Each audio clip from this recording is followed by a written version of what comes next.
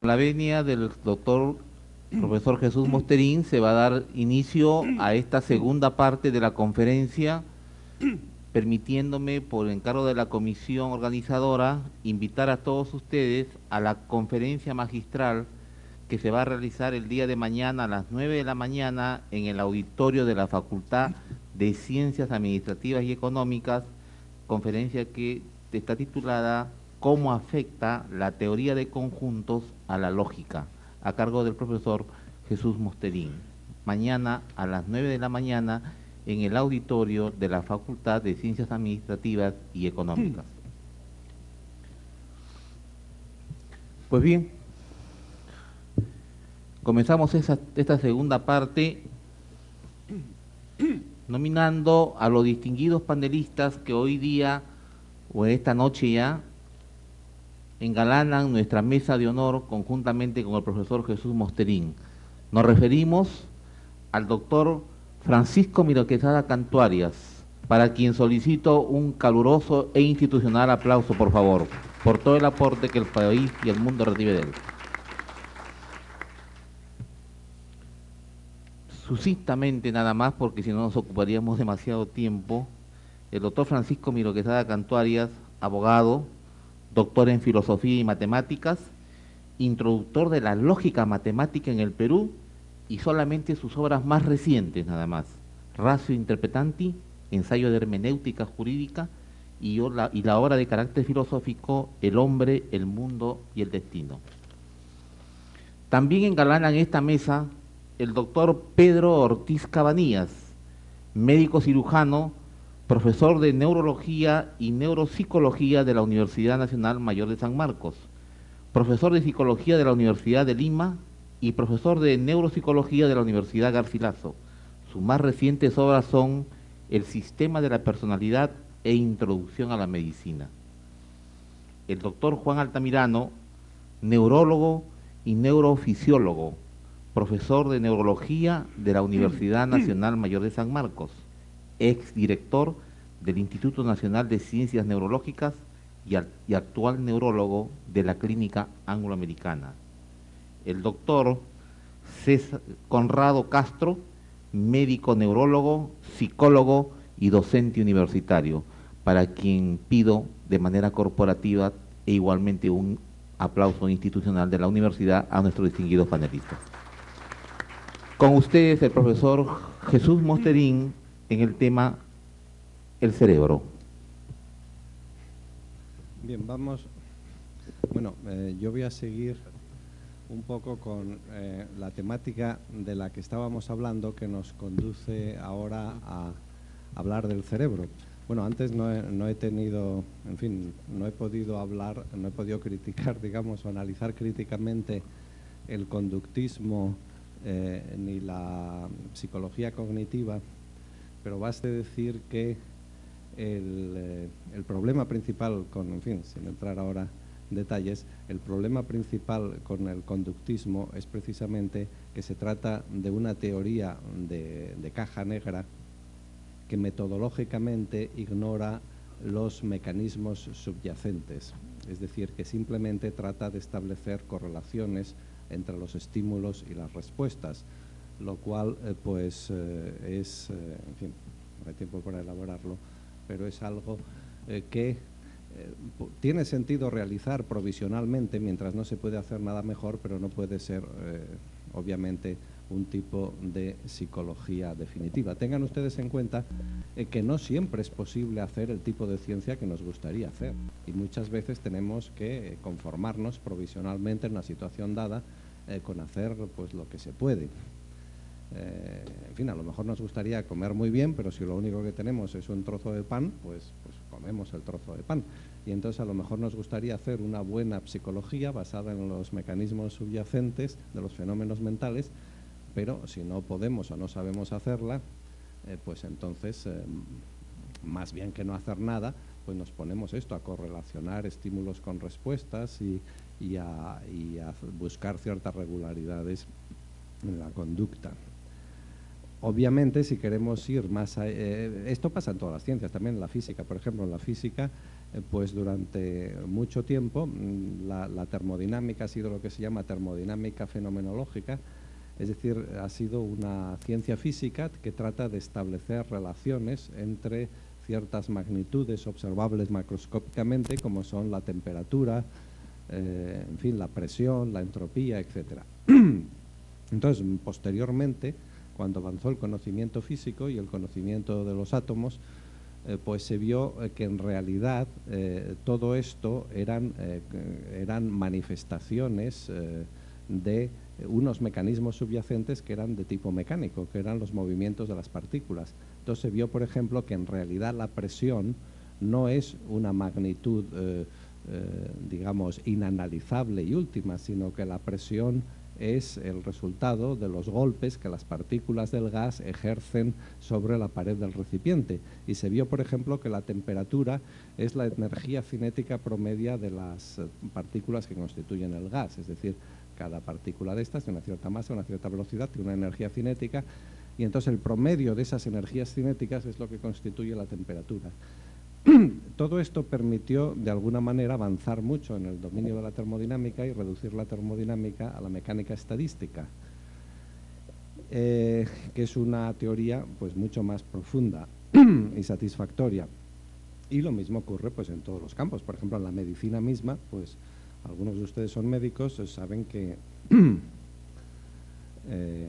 durante mucho tiempo pues las enfermedades no se conocían, los mecanismos subyacentes de las enfermedades, no se conocía lo que son las enfermedades en realidad, y lo único que se conocían es algunos de los síntomas. Entonces se daban nombres, se ponían etiquetas en función de los síntomas, y al mismo tiempo pues la experiencia mostraba que cuando un enfermo presentaba ciertos síntomas, si se hacían ciertas cosas, pues en un porcentaje de los casos el enfermo se curaba, lo cual era útil y desde luego era mucho mejor que nada. Pues naturalmente, si estamos hablando de enfermedades infecciosas, por ejemplo, pues no conocemos lo que es realmente la enfermedad infecciosa mientras no identificamos cuál es el microorganismo cuya explosión demográfica, digamos, cuya multiplicación desordenada dentro de nuestro organismo produce la enfermedad de que se trate. Si se trata de una enfermedad hereditaria, por ejemplo, pues mientras no identifiquemos cuál es el gen o cuál es el alelo que produzca esa enfermedad y bajo qué circunstancias, etcétera, pues tampoco entendemos muy bien de qué estamos hablando, y a veces hay enfermedades distintas que tienen síntomas parecidos. Y bueno, en definitiva hay muchos casos en la ciencia en que cuando no tenemos otro remedio nos limitamos a establecer correlaciones entre entradas y salidas de un sistema de caja negra, pero obviamente esto es una situación epistémicamente provisional. A la larga solo es satisfactorio explicar los fenómenos entendiéndolos verdaderamente, sabiendo de qué estamos hablando y describiendo los mecanismos subyacentes a estos fenómenos. Esta es la razón, en definitiva, por la cual en fin, el conductismo pues entró en decadencia, y el conductismo tenía asociada una especie de ideología según la cual los seres humanos vendríamos al mundo en cierto modo quam tabula rasa, como una especie de tabla rasa, y nuestro carácter y nuestra conducta y todo esto sería exclusivamente el resultado de la educación y el resultado de las experiencias que hemos tenido al exterior. Bueno, esto es una barbaridad tan grande que hoy en día ya nadie, ni siquiera los conductistas, evidentemente lo definiría. No venimos al mundo como tablillas vacías, venimos al mundo cargados con la totalidad de nuestro genoma, y venimos al mundo absolutamente preprogramados para 100.000 cosas, y ignorar esto pues es sencillamente ignorar la realidad y condenarse a hacer una psicología pues puramente literaria en último término, excepto en casos muy concretos de fenómenos, en fin, como los fenómenos que ciertos, en fin, condicionamientos pues muy elementales que se pueden establecer. Y respecto a la ciencia cognitiva, pues que en cierto modo sustituyó al conductismo en las universidades americanas, pues hace unos 30 años, digamos, pues la ciencia cognitiva sí, parece, en cierto modo, más moderna, porque toma la metáfora esta y la desarrolla del computador y ha logrado ciertos avances, como también había logrado el conductismo, la teoría del aprendizaje, la psicología conductiva también, pero el problema de la psicología conductiva es que en definitiva, lo que trata de hacer es de desarrollar modelos conexionistas, modelos de diverso tipo, que tratan de simular nuestra actividad, en fin, mental o como quieran ustedes llamarla, y no estudia directamente cómo es esta actividad mental. Y entonces esto que el computador sea un buen modelo de la realidad psíquica nuestra, pues no sabemos hasta qué punto sea así. O sea, como decimos, en fin, el paradigma del que forman parte la psicología cognitiva, la ciencia cognitiva, el conexionismo, se basa en la metáfora del computador, en la comparación del cerebro con un computador digital y de las actividades mentales con las computaciones. En esto han intervenido filósofos también, como Fodor y otros. Aunque este programa ha aportado hipótesis iluminadoras respecto al posible funcionamiento de la memoria, el lenguaje y otras actividades, también se tropieza con graves dificultades epistemológicas. ¿Cómo comparar un sistema que entendemos perfectamente, pues lo hemos diseñado nosotros, como es el computador, con el cerebro, que es el sistema del universo que menos entendemos a nivel fundamental? O sea, el problema de comparar el cerebro con un computador es que el computador lo entendemos muy bien y el cerebro lo entendemos muy mal. Ese es básicamente el problema. ¿Cómo estar seguros de que nuestro cerebro no funciona de un modo completamente distinto que un computador? El avión, por ejemplo, no es un buen modelo del vuelo de las aves. Los primeros intentos artificiales de volar, basados en imitar el vuelo de las aves, fallaron estrepitosamente. El avión vuela de otra manera completamente distinta que las aves. El coche no es un buen modelo del andar ni del digerir. Nosotros andamos y digerimos de otra manera que los coches. No hay ninguna garantía de que nosotros pensemos como los computadores. Está bien usar las metáforas y los paradigmas metafóricos como trampolines heurísticos para sugerir teorías de caja negra de lo que ocurre en nuestra cabeza. Aunque este tipo de enfoque epistémico es quizá lo único posible actualmente, no hay que perder de vista que nuestra meta a largo plazo debería ser el sustituir estas teorías provisionales de caja negra por teorías más profundas de caja translúcida, basadas en el conocimiento directo de los mecanismos cerebrales subyacentes a los fenómenos psicológicos. Y esto es lo que nos lleva precisamente esta necesidad, que podría haberse desarrollado mejor con más tiempo, es lo que nos lleva a interesarnos por el cerebro. El cerebro es, el cerebro, el sistema nervioso en general y el cerebro en particular, pues es, es un tema de gran interés filosófico, lo mismo que el universo. O sea, tradicionalmente en la filosofía medieval, por ejemplo, los dos grandes temas de interés filosóficos eran Dios y el alma. Pues ahora el tema de Dios es básicamente el tema del universo y la cosmología ha sustituido a la teología.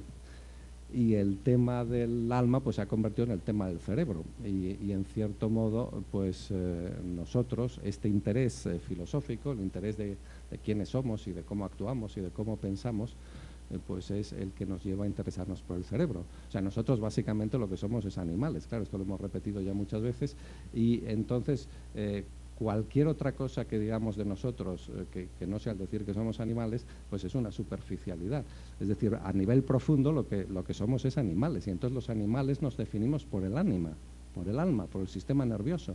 Entonces, naturalmente, para entender todo lo que hacemos, y para entender todas estas cosas que a veces se dicen de un modo un poco literario, algunos dicen, uy, estas cosas frías del cerebro y del no sé qué y de la ciencia, a mí lo que me interesa es el amor, lo que me interesa es la alegría de vivir, lo que me interesa es, no sé, sentirme enamorado una noche de luna llena, todas estas cosas que se pueden decir tan bonitas. Bueno, pero es que todas estas cosas las hacemos con el cerebro. Es decir, es en el cerebro donde nos enamoramos, es en el cerebro donde sentimos nostalgia, es en el cerebro como pensamos y como tenemos prejuicios, en fin, todas estas cosas las hacemos en el cerebro. Entonces, si nos interesamos por todas estas cosas, si nos interesamos por el amor, si nos interesamos, en fin, por cualquier cosa de estas, tenemos que interesarnos por el cerebro, porque el amor es un fenómeno del cerebro, es un epifenómeno del cerebro. No nos enamoramos con los pies, no nos enamoramos con los huesos, no nos enamoramos con el intestino, no nos enamoramos con las orejas ni con el pelo, nos enamoramos con el cerebro y nos enfadamos con el cerebro y nos frustramos con el cerebro y nos alegramos con el cerebro. Todas estas son cosas que hacemos con el cerebro. Entonces, Lo mismo que sería absurdo que alguien se interesara mucho por la digestión, pero no quisiera saber nada del sistema digestivo, pues igualmente sería absurdo que alguien se interesara por nuestra vida anímica y no quisiera saber nada acerca de la sede de esta vida anímica, que es obviamente el sistema nervioso. Entonces, los animales somos las únicas cosas que hay en el universo que tenemos una visión subjetiva del mundo y que actuamos. Perdone, maestro. Le ruego el celular, por favor. Ya hemos dicho desde ayer con el máximo de los respetos que los celulares deben ser apagados. Este es un evento de carácter científico, eminentemente científico, donde el respeto a la persona debe primar para el entendimiento de las ideas de este nivel. Por favor, les ruego a todos ustedes que no se vuelva a repetir este incidente. Mil disculpas, profesor, puede continuar. Bueno, de todos modos, rompiendo una lanza a favor de la tecnología moderna, ahora en las salas modernas hay unas instalaciones de ondas de radio que neutralizan todos los teléfonos móviles. Es decir, cualquier teléfono móvil que entra en la sala queda como destrozado, digamos, automáticamente, y por lo tanto no puede funcionar en ningún caso. Pero bueno, de todos modos, en algún momento del futuro los teléfonos móviles estos serán sustituidos por un electrodo directamente en el cerebro que no necesitará meter ruido porque se comunicará directamente. Esto ya vendrá muy pronto. Bueno, del cerebro, el cerebro, repito, es algo que interesa muchísimo. El cerebro es la cosa más fascinante y apasionante que uno se puede imaginar. El problema que tenemos con el cerebro, con perdón de los eminentes neurólogos aquí presentes, es que lo conocemos muy mal. Prácticamente de todas las cosas que nos interesaría conocer, la que peor conocemos con muchísima diferencia es el cerebro. Por ejemplo, comparen ustedes nuestros dos grandes procesadores de información, que son el genoma y el cerebro. Empezamos a estudiar el genoma y el cerebro aproximadamente al mismo tiempo. Es decir, en el siglo XIX es cuando empezamos a estudiar el cerebro y en el siglo XIX es cuando empezamos a estudiar el genoma. Y digo en el siglo XIX por decir algo, porque de hecho fue muy a finales del siglo XIX y básicamente casi todo lo que hemos estudiado de genética y de neurología ha sido en el siglo XX. O sea, ninguno de los dos estudios es más antiguo que el otro. Más o menos llevamos el mismo tiempo estudiando el genoma que estudiando el cerebro. Pero los avances que hemos tenido en el estudio del genoma han sido completamente espectaculares y no tienen ni comparación con los pequeños y modestos avances que hemos tenido en el estudio del cerebro. De tal manera que podemos decir que ahora el sistema genético nuestro lo entendemos fundamentalmente, es decir, entendemos prácticamente todos los mecanismos fundamentales del genoma.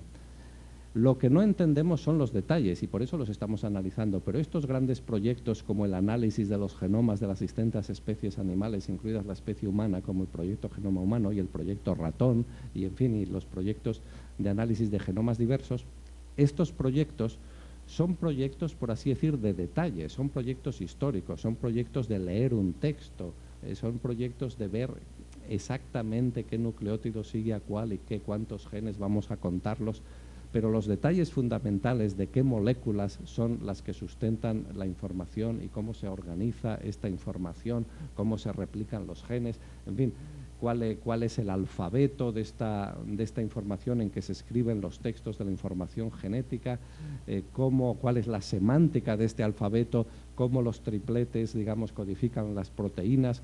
Todo esto, cómo la secuencia bidimensional se transforma luego en una proteína tridimensional, todas estas cosas fundamentalmente estamos empezando a entenderlas muy bien. Lo cual no es óbice para que no nos queden 1 o 2 siglos de estudio de los detalles del asunto, pero los mecanismos fundamentales los entendemos muy bien. Comparen ustedes esta situación gloriosa, es decir, el estudio de los genes y del genoma en estos momentos es quizás o una de las mayores glorias de la ciencia actual, los avances rapidísimos y absolutamente sensacionales que hemos obtenido, pues son, digamos, para dejarle a uno estupefacto, mientras que la situación con el cerebro es completamente distinto. Es decir, no sabemos casi nada de lo que nos gustaría saber, no conocemos casi ningún mecanismo fundamental. Por ejemplo, pero no ya cosas muy complicadas, no piensen ustedes en qué pasa en el cerebro cuando Beethoven compone la Quinta Sinfonía, que eso sería muy complicado. Piensen en cosas muy elementales. Por ejemplo, uno de ustedes le pregunta a otro que si quiere ir a comer esta tarde a su casa. Y entonces el preguntado, no sabemos qué pasa en un segundo o así, o en 2 segundos, y toma una decisión y dice, pues sí, acepto tu invitación, voy a comer. O dice, no, lo siento, no puedo ir a comer.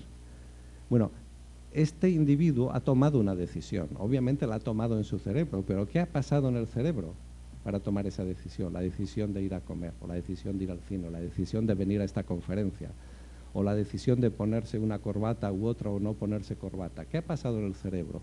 Nadie lo sabe, pero es que no es que no sepamos los detalles, es que no tenemos ni remota idea, no tenemos ni idea de lo que pasa en el cerebro cuando tomamos una decisión. O piensen ustedes, por ejemplo, ¿qué ocurre en el cerebro cuando aprendemos algo? Por ejemplo, cuando aprendemos, qué sé yo, cualquier cosa, preguntamos a alguien su número de teléfono y nos dice, mi número de teléfono es tal. ¿Qué ocurre en nuestro cerebro? Pues no lo sabemos. Hay muchas teorías, hay muchas hipótesis, modelos, en fin. No sabemos lo que ocurre. Entonces, el cerebro es verdaderamente un gran desconocido. Y, en fin, como decía Ramón y Cajal, pues mientras el cerebro sea un misterio, el universo entero seguirá siendo un misterio, porque el cerebro es el lugar donde construimos la imagen que tenemos del universo. O sea, nosotros, por ejemplo, si yo miro hacia allá, pues veo una serie de asientos, aquí veo este mantel de color verde, veo estas luces, en fin, veo una perspectiva, veo más cerca a los que están aquí, a los que están allá. Pero todo esto es una construcción de mi cerebro. Es decir, estas lámparas están emitiendo fotones, estos fotones están chocando contra todos los objetos y contra todas nuestras cabezas, contra todo lo que hay aquí, y después de chocar contra los objetos rebotan y estos fotones, algunos de ellos llegan a mi retina. Y en mi retina impactan y producen una especie, en el mejor de los casos, de imagen plana y en blanco y negro. Es decir, simplemente impactan en unos sitios. Entonces esto va al cerebro y el cerebro crea, inventa esta visión que yo tengo ahora con colores, con perspectivas, etcétera. Y lo mismo, en fin, el cerebro es absolutamente fundamental para entender cualquier otra cosa, pero el cerebro no lo entendemos. O sea, el cerebro sigue siendo un misterio. A pesar de todo, algo hemos avanzado. Por ejemplo, piensen ustedes cuánto hemos avanzado desde Aristóteles. Aristóteles, como ya dije, ha sido el mayor biólogo que ha tenido la humanidad hasta el siglo XVIII. Sin embargo, Aristóteles, naturalmente, no sabía absolutamente nada acerca del cerebro. Pero con esta pasión irreprimible que tenemos los seres humanos de hablar de las cosas de las que no sabemos nada, pues entonces escribió y pensó, y Aristóteles es una persona extraordinariamente genial, y entonces Aristóteles desarrolló la siguiente teoría. Dijo que, ¿qué es el cerebro? También, como siempre, cuando no sabemos, utilizó una metáfora. Curiosamente, adelantándose a su tiempo, utilizó la metáfora del refrigerador. Llaman ustedes donde se mete la comida al refrigerador, ¿no? Sí. O la nevera, ¿o qué llaman? Nevera o cuchara. Bueno, entonces, según Aristóteles, tenemos la sangre, tiene un problema de que si está muy fría nos morimos y si está muy caliente pues estallamos, ¿no? Entonces hay que mantenerla a una temperatura adecuada. Entonces nosotros tenemos un órgano que es como un horno, que está calentando la sangre constantemente, y este órgano es el corazón, piensa Aristóteles. Es decir, la sangre está siendo calentada por el corazón, está tan caliente que vamos a explotar, digamos, si le dejamos al corazón solo. Entonces hace falta, lo mismo que estas cosas que existen en las constituciones, estas como que hay checks and balances, que hay cosas para equilibrarse unas a otras, pues como hay un órgano que calienta la sangre, que es el corazón, tiene que haber otro órgano que la enfríe, y este es el cerebro. O sea, el cerebro, según Aristóteles, es un refrigerador, cuya función es enfriar la sangre. Y entonces cuando el corazón la calienta demasiado, pues el cerebro tiene que trabajar mucho para enfriarla más. Entonces, la diferencia entre el corazón y el cerebro es básicamente una cuestión de temperatura, que los dos trabajan con la temperatura, con la sangre, el corazón calentando la sangre y el cerebro enfriando la sangre. Bueno, esto, aunque ya no lo pensamos nadie, esta concepción aristotélica ha pasado al lenguaje ordinario. Y ustedes piensen, por ejemplo, como hay muchas expresiones en el lenguaje ordinario que identifican a una persona en la que predomina, digamos, el cerebro. Se dice que es una persona fría, una persona, la cabeza en general se identifica con el frío, una persona fría, una manera muy fría de pensar. Mientras que se supone, en fin, bueno, no lo pensamos, por el lenguaje ordinario una especie de suposición implícita de que algunas personas no piensan con la cabeza, sino que piensan con el corazón. Y entonces dice que son unas personas cálidas, entonces esto de lo frío y lo caliente, bueno, todo esto es una especie de, en fin, de abracadabra, pero que procede de Aristóteles y naturalmente, lo cual no es una crítica a Aristóteles, porque, en fin, difícilmente se puede admirar más a alguien de lo que yo admiro a Aristóteles, pero claro, naturalmente en su tiempo pues no se sabía nada del cerebro y se ha seguido sin saber nada prácticamente hasta finales del siglo XIX y fue a partir básicamente de Santiago Ramón y Cajal, que fue el fundador, en cierto modo, de la neurología, que hemos empezado a aprender cosas acerca del cerebro. Y aunque, como he dicho antes, las cosas que nos gustaría saber no las sabemos en absoluto, no es que no sepamos nada, hemos logrado avanzar un poquitín, sobre todo en tres campos. Es decir, que una cosa de la que sí hemos aprendido algo es de la neurona individual. Es decir, de la neurona individual hemos aprendido, bueno, incluso mucho, porque naturalmente la neurona no se sabía ni que existiera. Entonces hemos aprendido que existen las neuronas y hemos aprendido muchas cosas acerca de las neuronas. Entonces ahora conocemos bastante bien la neurona individual. Otra cosa que hemos aprendido, pues bastantes cosas, no todavía todas las que quisiéramos, pero bastantes cosas, es la cuestión que se ha mencionado aquí de los neurotransmisores. Es decir, hemos ido aprendiendo que entre neurona y neurona, pues la señal eléctrica se convierte en química a través de unas moléculas en fin, que pasan, que suelta una neurona en la sinapsis y son los neurotransmisores. Entonces, bueno, esto, en fin, llevamos una serie de años que se van descubriendo todos los días prácticamente nuevos neurotransmisores y se van conociendo mejor las funciones de los que ya conocíamos. Y en esto hemos avanzado mucho. Y también hemos avanzado mucho en lo que podríamos llamar la topografía funcional del cerebro.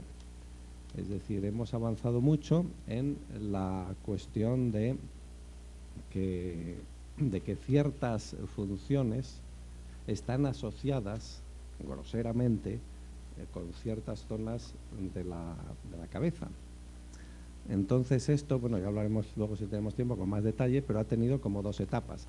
Ha tenido una primera etapa en la cual nuestro avance, que ha sido importante de la topografía funcional del cerebro, es decir, que en qué sitios aproximadamente ocurren qué cosas, tenía lugar básicamente mediante la autopsia de los muertos. Es decir, que cuando alguien tenía un problema, por ejemplo un problema de habla, y se moría, entonces pues algún anatomista como Broca le abría el cráneo y miraba a ver cómo era su cerebro, y entonces descubría que en una zona del cerebro pues había algún tipo de, en fin, de daño, digamos, sin meternos en detalle, o había algún hueco, había alguna hemorragia, había algún tumor, había algún tipo de cosa. Entonces, bueno, si resulta que esto se hacía en varios sujetos, y varios sujetos que tenían problemas de habla, resulta que tenían dañada una determinada parte de un determinado lóbulo, pues parecía que en esa parte de ese lóbulo ocurrían cosas que tenían que ver con el habla.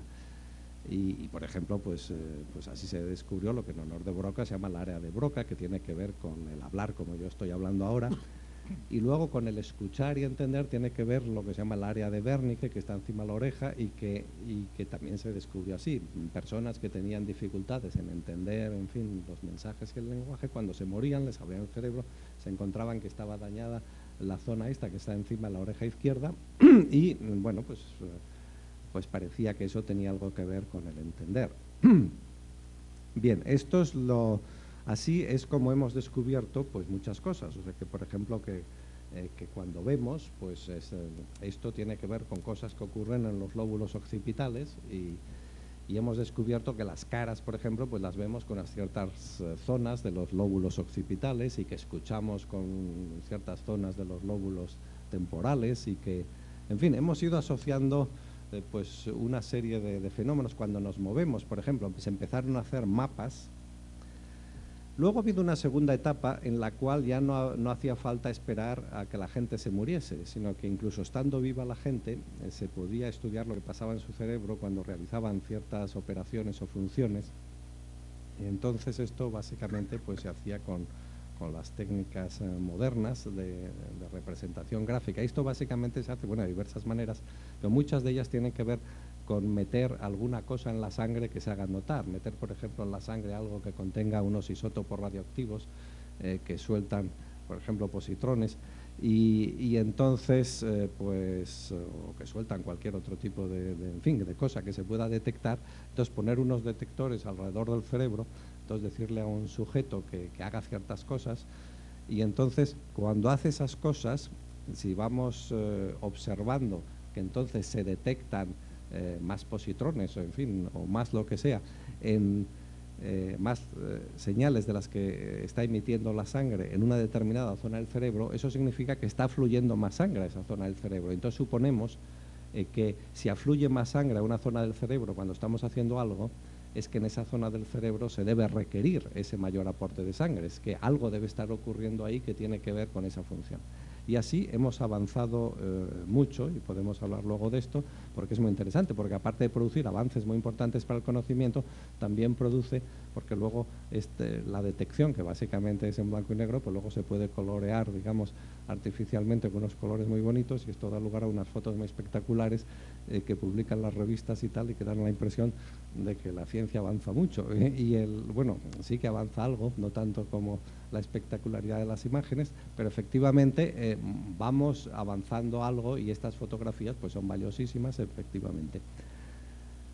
Pero para que entendamos que esto, que es valiosísimo y que desde luego representa un salto fundamental en nuestro conocimiento, porque a pesar de todo estamos muy lejos de lo que sería un conocimiento fundado, basado en mecanismos subyacentes, piensen ustedes en algo que conocemos mucho mejor que el cerebro, que es el automóvil, y que muchos de ustedes pues supongo que conocen el automóvil. Entonces al automóvil lo conocemos muy bien, lo conocemos casi perfectamente. Y una de las cosas que sabemos es cómo se mueve el automóvil y cómo avanza. Y entonces sabemos que el automóvil se mueve porque tiene un motor de combustión interna y sabemos cómo funciona el motor de combustión interna. Sabemos que hay que ponerle gasolina y qué es lo que hace la gasolina y que hay que ponerle una chispa a la mezcla y que hay que tal y cómo se mueve el émbolo dentro del cilindro y qué hace el pistón y qué hace no sé qué y entonces cómo se produce un movimiento, el cigüeñal, la transmisión, las ruedas, en fin, conocemos bien toda la mecánica del automóvil. Pero imagínense ustedes que no supiéramos nada del automóvil, que para nosotros el automóvil fuera una cosa mágica y misteriosa que no entendiésemos en absoluto. Entonces, representaría obviamente un avance del conocimiento que si, por ejemplo, partimos o quitamos o estropeamos de alguna manera la parte anterior del automóvil, pues entonces el automóvil ya no anda.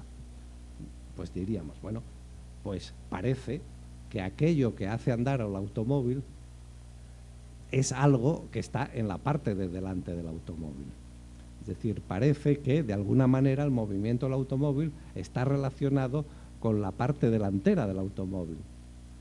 Pues bien, eso sería mucho mejor que no saber nada. Pero naturalmente eso sería un conocimiento muy grosero. O sea, eso no sería conocer cómo funciona un motor de explosión. Lo único que sería es saber que cualquier cosa que mueva al automóvil, sea el motor de explosión o cualquier otra, bueno, por lo menos en los automóviles, en la mayoría de los automóviles o en los usuales, está situada en la parte de delante y no en la parte de atrás. Pues este tipo de conocimiento, digamos, muchísimo mejor que nada, pero en definitiva muy grosero, es lo que hemos ido obteniendo en el conocimiento del cerebro. Entonces, bueno, me parece que así como es muy probable que el siglo XXI vaya a ser el siglo del genoma, porque estamos avanzando muy rápidamente, yo me temo que es el siglo XXII el que va a ser el siglo del cerebro, porque estamos avanzando muy lentamente a pesar de todo, y a pesar de que hay muchísimos, miles de gente investigando, hay muchísimas revistas que publican papers y en fin, muchísimos libros, muchísimos congresos y muchísimas cosas. No es que no se haga nada, se hace mucho, pero estamos lejos. Eso se debe no a la ineptitud de los científicos, obviamente, sino se debe a la inmensa complejidad y dificultad que tiene el cerebro. Piensen ustedes que, por ejemplo, nosotros en nuestro genoma pues tenemos unos 30.000 genes, y en el cerebro, pues en fin, nadie sabe cuántas neuronas tenemos, pues se suele decir unos 100.000 millones de neuronas, es decir, 10 a la 11, aproximadamente el mismo número de estrellas que hay en nuestra galaxia, y eso es una cantidad muy grande de neuronas. Y además tenemos en cuenta que cada neurona, pues a través de sus dendritas recibe, en fin, mensajes de otras 1.000 neuronas, en fin, posiblemente de promedio. Pues esto significa que estos 100.000 millones hay que multiplicarlos todavía por 1.000, y en fin, tenemos unas cantidades astronómicas de estas que ya cuando se oyen, pues 10 a la 14, 10 a la 15, estos números son tan grandes que parece que ya no significan nada, pero lo que indican es que estamos ante un sistema muchísimo más complejo que el genoma, y por lo tanto es mucho más difícil de entender. Tanto es así que muchas personas creen que realmente el impulso fundamental para acabar de conocer bien el cerebro lo dará la terminación de la exploración del genoma, porque entonces podremos atacar al cerebro no desde el punto de vista del resultado final, sino podremos un poco ver cómo paso a paso se va construyendo, o sea, a través de la embriología y de la genética, porque evidentemente todos los animales de la misma especie pues producen unos cerebros bastante parecidos, porque todos en sus líneas esenciales, claro, aunque luego pues hay pequeñas variaciones debidas a influjos ambientales, incluso a casualidades durante el desarrollo embrionario, pero básicamente el esquema básico de los cerebros humanos, o de los cerebros de las ranas, o de los cerebros de cualquier animal, pues están dados en el genoma. O sea, el día que conozcamos el genoma perfectamente, esto ya nos suministrará una especie de atajo para conocer ciertas cosas fundamentales del cerebro que todavía no conocemos. Pero en fin, yo desde luego deseo muchísimo que conozcamos el cerebro. Me parece importantísimo el trabajo de la neurología, y me parece que no solamente tendrá aplicaciones prácticas, sino, como decía el primer día, me parece que tendrá unas aportaciones e implicaciones filosóficas absolutamente extraordinarias. Bueno, entonces había dicho que, aunque hay muchas cosas que nos gustaría saber acerca del cerebro y de los mecanismos subyacentes a las funciones mentales fundamentales que no sabemos, algo hemos avanzado. Y había dicho que, en primer lugar, hemos avanzado en el conocimiento de la neurona individual. Bueno, como yo noto mucho sentido el tiempo, el moderador me indica cuándo ha pasado el tiempo. Bien. Bueno, como saben ustedes, nosotros estamos hechos de células. Todos los animales somos repúblicas de células, estamos hechos de células eucariotas. Y esto es una de las, digamos, de las bases de la biología actual, y como todos estos conocimientos, la biología actual está basada en la teoría de la evolución de Darwin, en fin, en la genética, que empezó con Mendel en el siglo XIX también. Y una de las cosas en que está basada es en esto, en que estamos hechos de moléculas, de células, perdón. Y esto fue Theodor Schwann, el primero, que en el siglo XIX señaló que todos los animales y plantas y hongos, en fin, etcétera, estamos hechos de células. Esta teoría celular fue pronto aplicada también a las neuronas del cerebro y la médula espinal, aunque al principio hubo mucha confusión acerca de las fibras nerviosas, es decir, se pensaba que el cerebro y el sistema nervioso en general y la médula espinal, pues que era una especie de continuo, o sea, que era o una especie de masa como la mantequilla, digamos, o una especie de red, pero de una red continua, como un hilo, un ovillo que está enrollado, pero es un continuo. O sea, no había una idea concreta, parecía que el sistema nervioso era casi una excepción a esta hipótesis de Schwann de que somos repúblicas de células, de que estamos hechos de células, que no somos más que células, en definitiva. Entonces, fue el anatomista y neurólogo alemán Wilhelm von Waldayer el que en el siglo, en fin, a finales del siglo XIX, conjeturó que las fibras nerviosas eran extensiones largas y delicadas de las células nerviosas y que formaban parte de ellas, y que no era todo esto, que la médula espinal, que todo esto no era una especie de mantequilla, sino que eran células separadas y separables unas de otras. Bueno, todo el sistema nervioso estaría compuesto de células específicas, células nerviosas individuales y discretas, a las que Waldayer, que fue el que enunció esta hipótesis, dio el nombre de neuronas, del griego neurón, nervio. O sea, ¿por qué las llamamos neuronas? Porque así las bautizó Waldayer. Waldayer tuvo suerte con sus bautizos, porque bautizó a ciertas cosas y sus nombres han quedado. Por ejemplo, fue Waldayer quien inventó la palabra cromosoma, que luego ha quedado. Ha habido algunos científicos que han tenido suerte con esto de los nombres, mientras que otros muchos han propuesto nombres y no les han seguido. Camillo Golgi preparó unos tintes de sales de plata que coloreaban algunas neuronas en su integridad, pero no teñían las otras neuronas, de tal modo que cada una de las pocas neuronas así coloreadas se destacaba netamente sobre el fondo y podía ser observada al microscopio con todo detalle. Golgi descubrió también con su método el aparato que lleva su nombre, un orgánulo del citoplasma de la célula eucariota cuya función pues aún desconocemos. Perfeccionando y usando los tintes de Golgi, Ramón y Cajal refutó la opinión de que el sistema nervioso era una red continua y probó la corrección de la hipótesis de Waldayer, es decir, probó de un modo concluyente que el cerebro está compuesto de células nerviosas individuales y descubrió la sinapsis o resquicios entre neuronas. Desde entonces el conocimiento de las neuronas ha progresado enormemente. La neurona, en fin, bueno, ahora resumo lo que todos ustedes ya saben, o sea, consta de un cuerpo celular y de filamentos. El cuerpo celular es semejante al de las demás células, una bolsita de agua, en fin, con orgánulos, y el núcleo está rodeado de su membrana nuclear y guarda los cromosomas, es decir, el DNA propio de la neurona. El citoplasma contiene los orgánulos habituales, en fin, mitocondrias, ribosomas, etc. Los filamentos de las neuronas, sobre todo los axones, estos son cosas que solo tienen las neuronas, claro, las demás células no lo tienen.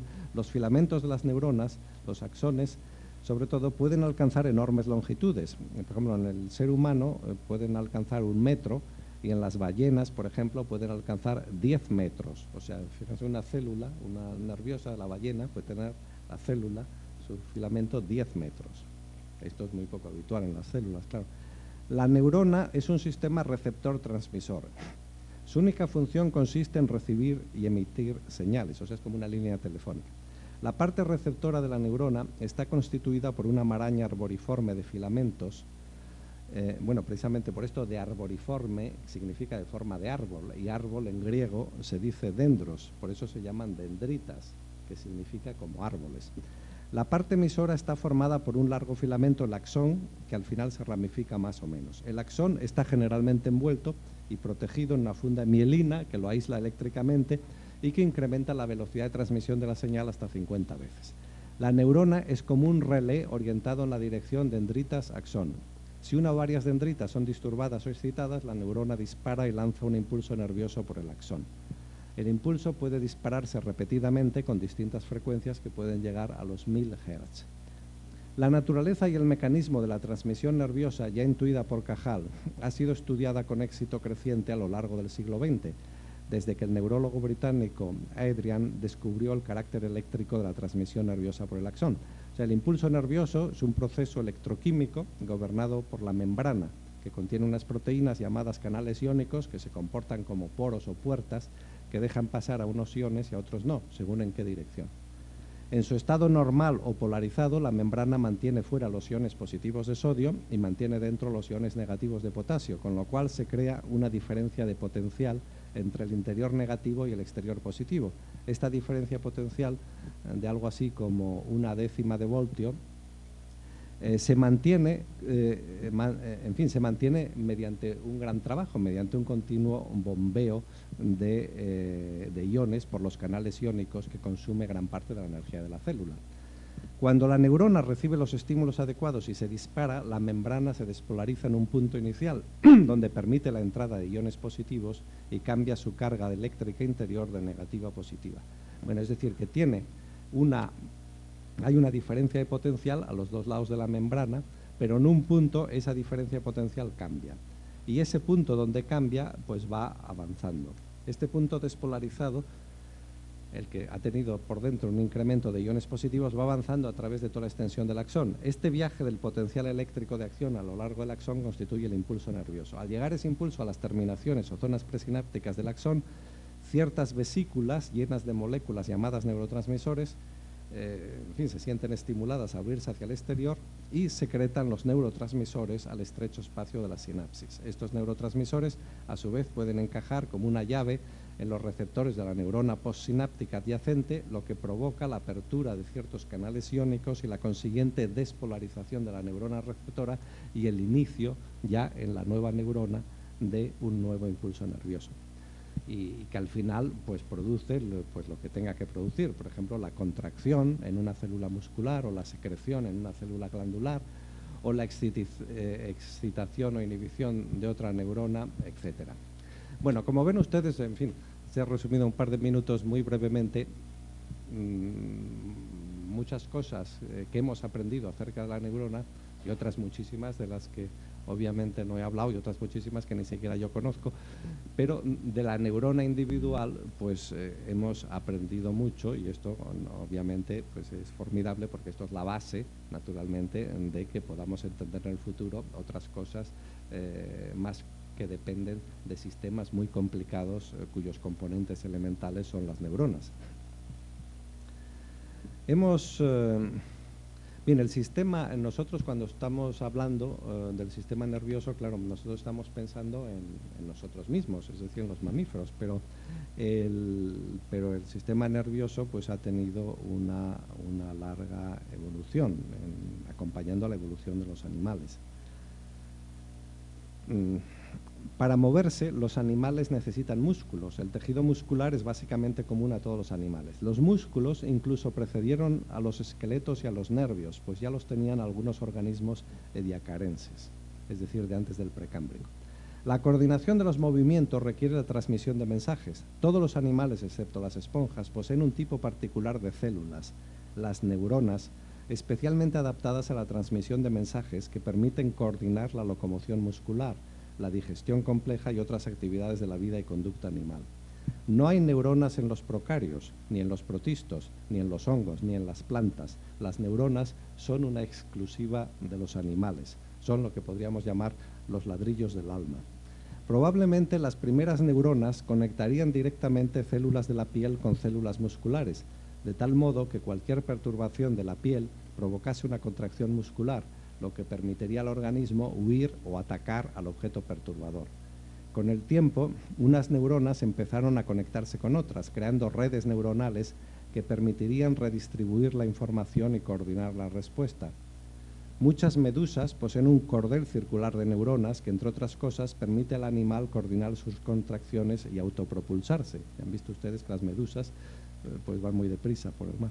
Las neuronas fueron especializándose como neuronas sensoriales, que transmiten impulsos de la piel a otras neuronas, neuronas motoras, que transmiten las neuronas a los músculos, y neuronas intermedias que conectan unas neuronas con otras.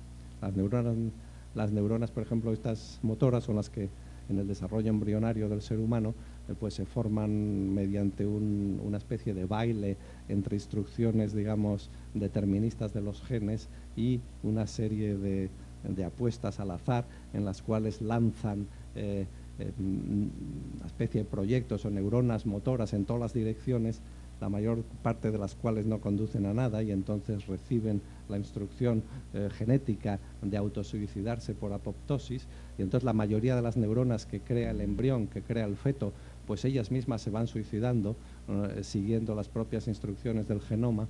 y entonces hay unas pocas relativamente que no se suicidan, que son las que al final son las neuronas motoras que tenemos y son aquellas que conectan con los músculos. Bien, no es que conecten bien porque sean tan sabias que hayan encontrado el músculo al que tienen que conectarse, al revés, es que se han lanzado un poco al azar en muchas direcciones y entonces todas las que no han acertado se han suicidado.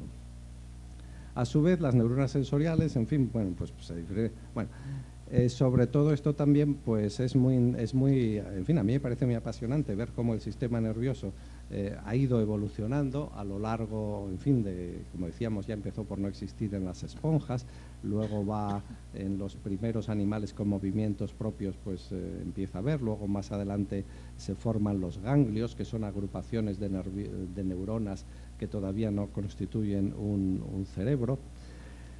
Pero en fin, ya cuando llegamos a los animales que más nos interesan, que son los animales parecidos a nosotros, o sea, los animales bilaterales o triploblásticos, los cuerpos celulares de las neuronas se fueron uniendo, formando ganglios, y sus extensiones filamentosas se unieron formando cuerdas nerviosas o nervios. Bueno, y esto pues diversas especies, los gusanos, tal. Ya es tiempo de acabar. Bueno, muy bien. Esto entonces es una cosa muy apasionante, ver cómo el sistema nervioso no se forma, digamos, de golpe y porrazo, lo cual naturalmente habría sido completamente imposible, sino a partir, digamos, de este gran invento que fue la neurona individual, ver cómo se empiezan a formar una serie de circuitos que al principio son muy sencillos, cómo estos se van complicando. Lo podemos seguir un poco en diversas especies de animales no cordados, y al final hay una especie, cuando los animales se hacen deuterostomos, cuando tienen una boca, por ejemplo, delante, entonces es muy útil tener la boca, es una cosa muy útil para comer y para atacar, etcétera. Es muy útil procesar la información cerca de la boca y tener sentidos dentro de la boca. Ahí se empiezan a hacer ganglios mayores, hasta que se forma esta cosa que es el cerebro.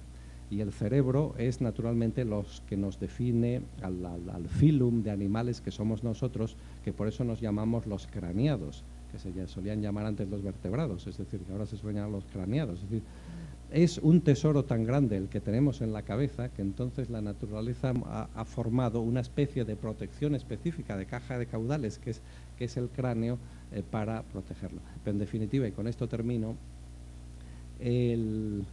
nosotros estamos en una etapa de conocimiento del cerebro en la cual pues vamos avanzando lenta y trabajosamente, pero yo no sé si nosotros lo veremos en nuestras vidas, pero en algún momento es posible de prever que lleguemos a conocer el cerebro muchísimo mejor de lo que lo conocemos ahora, y entonces sí que se producirá una explosión gigantesca de conocimiento que permitirá también hacer un tipo de psicología que ahora pues nos resulta prácticamente casi inconcebible por el tipo de precisión y de veracidad que podrá tener.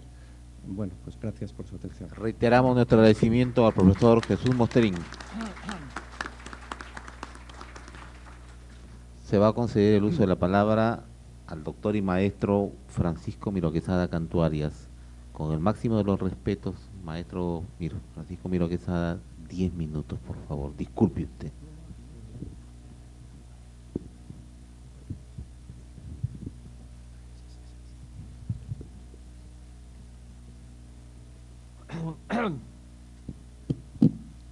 ¿Se escucha bien?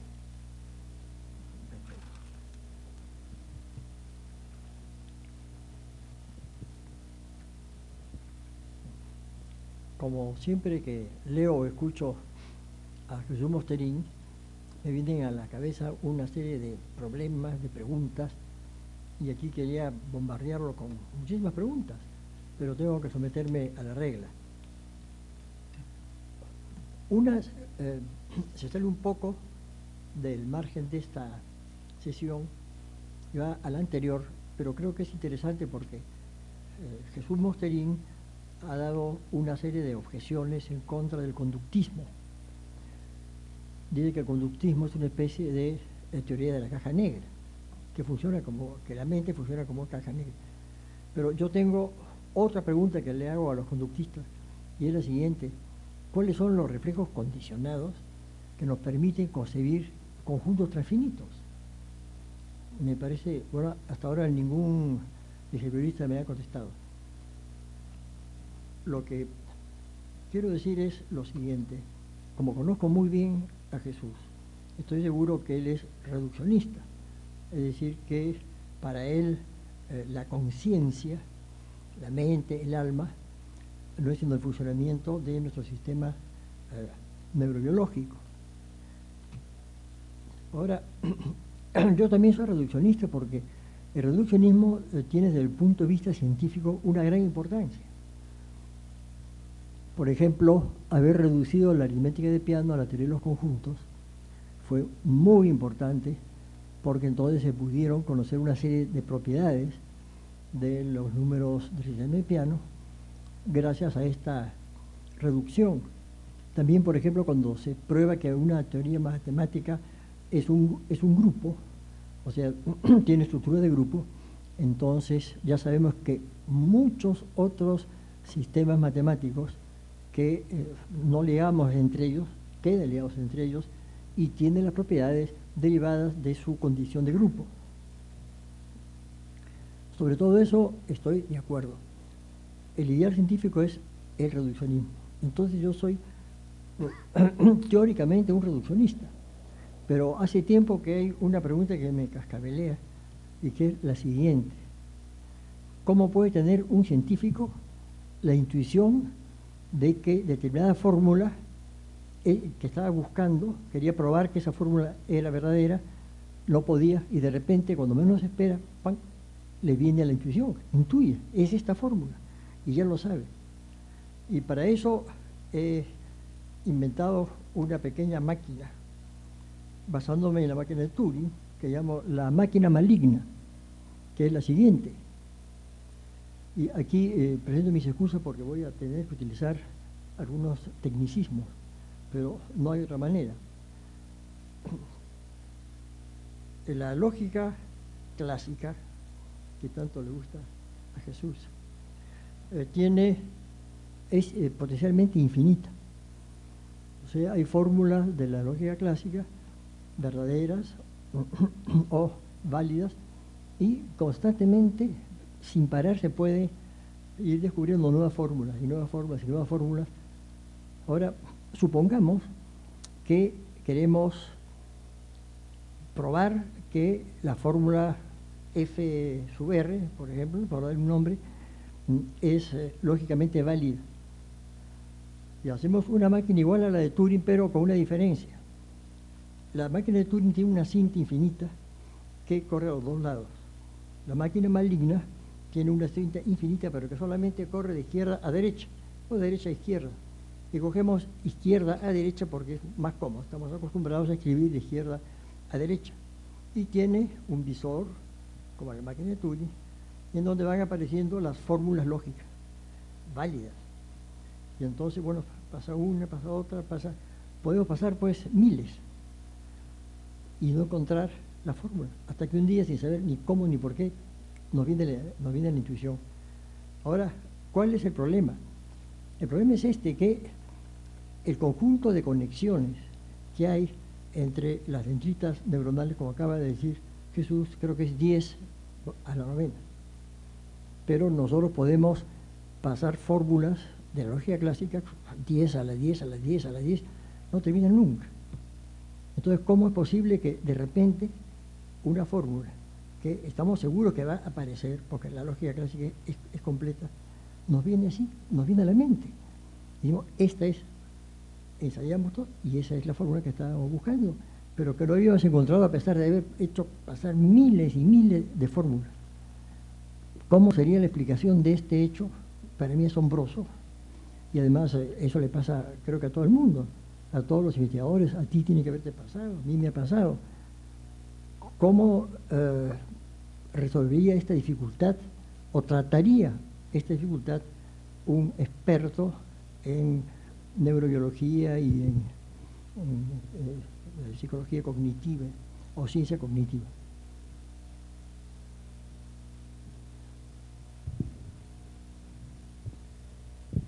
Agradecemos al doctor Francisco Miro Quesada su intervención y otorgamos el uso de la palabra al doctor Pedro Ortiz Cabanillas. También, con las disculpas del caso, se le otorga 10 minutos.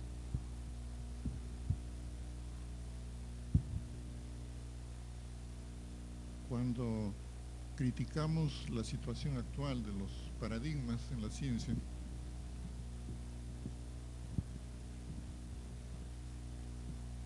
tenemos que tener en cuenta que en realidad no son los datos científicos duros o los datos iniciales o directamente relacionados por un experimento lo que se usa, sino el modelo del cual, el modelo que el teórico deduce de esos experimentos, de esas observaciones. Para el subdesarrollo, en especial, son los modelos los que han sido utilizados, a pesar de que no podemos conocer mucho sobre el cerebro, pero sin embargo los modelos del cerebro, los modelos psicológicos han servido para diseñar estrategias educativas, estrategias de desarrollo, que sabemos perfectamente no han funcionado. De manera que, usando un término que los peruanos acostumbramos a usar, de una crisis permanente, yo creo que los paradigmas de la ciencia natural están en crisis permanente. ¿Por qué? Porque cuando tratan de explicar al hombre, no lo hacen desde el punto de vista del hombre, sino desde el punto de vista del animal. Y así como hemos escuchado esta dura crítica acerca del pensamiento de Aristóteles acerca del cerebro, ¿por qué no criticamos también su idea de que el hombre es un animal? ¿Por qué aceptamos a ciegas lo que Darwin lo dijo? Porque simplemente comparando objetivamente los fenómenos externos de la expresión corporal de monos, animales y hombres, le pareció que eran parecidos. Pero la estructura interna de los cerebros de estos animales es igual al cerebro del hombre. Me parece que no. Y justamente para el subdesarrollo es importante empezar a cuestionar modelos del cerebro que se basan en el modelo del cerebro del animal. Porque si quisiéramos ampliar o modificar los conceptos que han sido muy bien diseñados por el profesor Mosterín acerca de la información, creo que ese mismo concepto nos puede servir para modificar nuestra idea de lo que hace realmente el cerebro humano. Al profesor Mario Bunge le planteé una vez, en una de las presentaciones que hubo acá, sobre el hecho concreto, por ejemplo, de que los animales no tienen motivación, porque los animales hacen lo que hacen no por motivos o por razones, sino simplemente por formas de actividad psíquica que reflejan el estado interno de su cuerpo y reflejan también las condiciones inmediatas del ambiente. En cambio, el hombre no. El hombre toma decisiones a base de razones, de conceptos, de reglas, de normas, de principios, de leyes, que son una clase de información, que no es igual a la información que está en el cerebro o que está en el genoma. Entonces, insistiría en que en la especie humana, hace miles de años, o millones de años, empezó un proceso de hominización, de humanización, pero que en los últimos 30.000 años tenemos una estructura supraindividual, organizada justamente a base de esta información, que ya no está en el cerebro, ya no está en el genoma, sino que está en los libros, como dice también Carl Sagan, el sentido de que esa información que está afuera es una información extrasomática, y los hombres cuando nacemos tenemos que incorporar esta información en el cerebro. Y si bien el cerebro nace con información de tipo primate, pero el neocórtex viene preparado epigenéticamente para recibir esa información de la sociedad. Y es en esa forma que la información social que está afuera, el niño tiene que codificarla no en 2 meses, del 7º al 9º mes de la gestación, sino en 15, 20 o 30 años, dada la enorme cantidad de información que hay fuera de nosotros. Esa información tiene que codificarse, tiene que caber en una estructura, en una memoria, y esa memoria es el neocórtex justamente. El neocórtex humano es lo que más diferencia al hombre de los animales, pero la actividad psíquica de este tipo que se origina en el neocórtex ya modifica, transforma al individuo humano, que es así al momento de nacer, en un individuo único y singular que ya no se parece a otro. De manera que en ese sentido creemos que habría que rescatar una sentencia muy antigua de Donald Hebb que decía, en otros términos, el organismo es determinado 100% por los genes, 100% por el ambiente. Esto creo que también es rescatable en el sentido de que el hombre es determinado 100% por sus genes y 100% por la sociedad. O sea que entre él, el individuo y el universo, existe una superestructura organizada por su propia forma de información. La estructura tradicional de la familia, la estructura de la cultura, la estructura económica de la producción de trabajo, determinan algo así como 3 conciencias o 3 componentes de la conciencia. De manera que el primer componente de los sentimientos, de hecho, que se forma en la infancia, en la familia. El componente cultural se convierte en conocimientos que se forma durante la niñez. Y por último, cuando el hombre se prepara para trabajar y valerse por sí mismo y satisfacer necesidades sociales, incorpora otro tipo de información que son los motivos y valores de la sociedad. Estos 3 tipos de información tienen que ir a parar en alguna parte del cerebro.